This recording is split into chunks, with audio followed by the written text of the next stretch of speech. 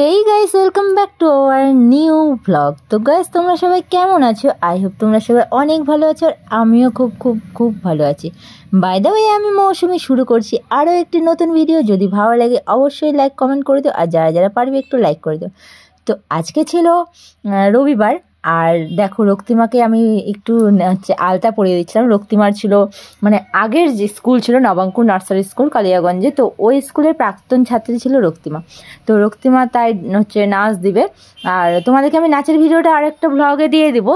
আর এই ব্লগটা থাকবে দুটো পার্টে, কারণ অনেক বড় হয়ে যাচ্ছে ভিডিওটা, ওই জন্য আর কি মানে একটা পার্টে দেওয়া সম্ভব না, তাই যতটুকু পারবো ততটুকু দেবো। আর ছেলের ছিল মেধা অন্বেষণ পরীক্ষা রবিবারেই, তো দুটো আর কি মানে জিনিস একসঙ্গে দেওয়া সম্ভব হয়নি, কারণ ছেলেকেও আর কি পৌঁছাতে যাওয়ার ভিডিওটাও আছে এর মধ্যে।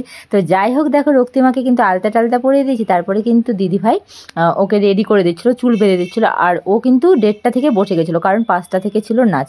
আর এই যে দেখো এই জুয়েলারিগুলো আসছিলো, মানে আমি মিশো থেকে অর্ডার করেছিলাম, তো আসছিলো খুব সুন্দর আসছে, জানো 485 টাকায় এত সুন্দর আসবে ভাবাই যায়নি। আর এই চুড়িগুলো আমার ভেলভেটের লাল চুড়ি, তো রক্তিমা আর কি নাচের জন্য লাগবে, তো ও আর কি বলছে আমাকে দাও। তো আমার এত ফেভারিট চুড়িটা, তো বলছে কি যে ইস এমন মনটা কিপটা, ও মানে দিতেও চাচ্ছে না।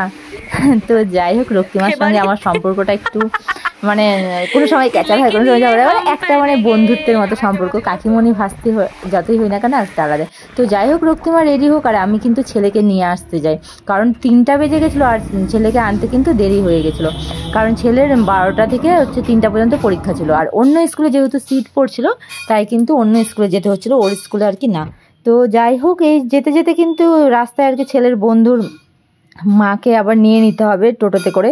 আর তোমাদের দাদাভাইয়ের টোটোতেই যাচ্ছি, আর আমাদের মানে অন্য সাইডে যাচ্ছি। আর ছেলের স্কুলটা কাছে, আর এই স্কুলটা এতটা দূরে পড়ছে সিট, কি বলবো। আর ওই দিন ছিল কিন্তু প্রচণ্ড গরম, এই যে ওর বন্ধুর মা চলেও আসলো, এত গরম ছিল না, গরমে মনে হচ্ছিলো কি মানে কেমনই যেন লাগছে, অস্থির অস্থির লাগছিলো। এই কয়দিনে সত্যি 38 ডিগ্রি সেলসিয়াস মনে পার হয়ে গিয়েছিল।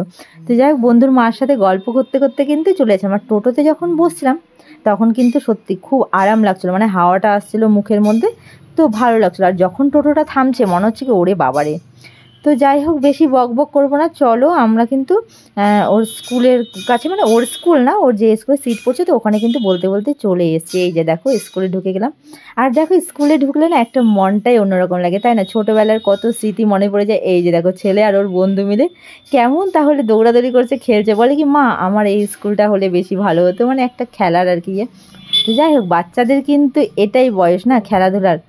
আর এটা কিন্তু সেট করেনি জিএসএপি স্কুল, এখানে আমার ছেলেদের সিট পড়ছিল। আর মানে এই স্কুলে আসলে সত্যি সবারই মনটা ভালো হয়ে যায় হয়তো, কারণ অনেক ছোটোবেলার স্মৃতি একটা জড়িয়ে থাকে স্কুলের মধ্যে, যার যেখানে স্কুল থাকে তার কিন্তু স্মৃতি সত্যিই জড়িয়ে থাকে। তো চলো ছেলেকে নিয়ে, ছেলের বন্ধুকে নিয়ে, ছেলের বন্ধুর মাকে নিয়ে কিন্তু আমরা চলে আসবো বাড়ি।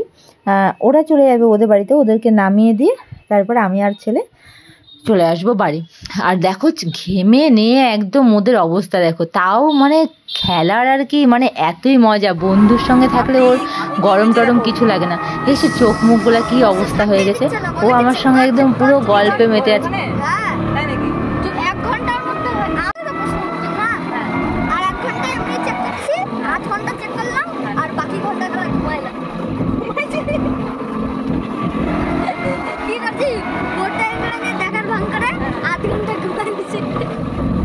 দেখো না, ছেলের সঙ্গে গল্প করতে করতে বাড়িতে যে চলে আসছি, ওটাও আর মনে নেই যে এই তারপর দেখি মা আমাদের বাড়িতেই তো চলে আসছি।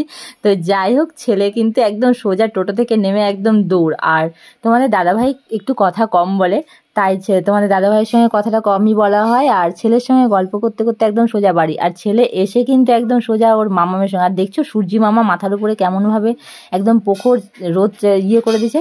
তো যাই হোক, এসে কিন্তু আর ভিডিওটা করা হয়নি। তোর ছেলে একদম মানে টায়ার্ড হয়ে গেছিলো, তারপরে কিন্তু খেয়ে নিয়েছিলাম। আর খাবারে ওই দিন ছোটো মাছের চচ্চড়ি, পটল ভাজা ছিল, আর করলা ভাজা ছিল। আর তারপরে খেয়ে দিয়ে কিন্তু একটু ফ্রেশ হয়ে তারপর দেখতে আসলাম রক্তিমাকে। বাবা, রক্তিমার দেখছো সাজটা একদম পুরো মনে হচ্ছে কি একদম নায়িকা যাকে বলে। তো চলো ভিডিওটা এখানে এন্ড করছি, পরের পার্টটা খুব তাড়াতাড়ি দিব। যদি ভালো লাগে অবশ্যই লাইক করে দিও। আর রক্তিমার নাচ আসছে আরেকটা ভিডিওতে। টাটা।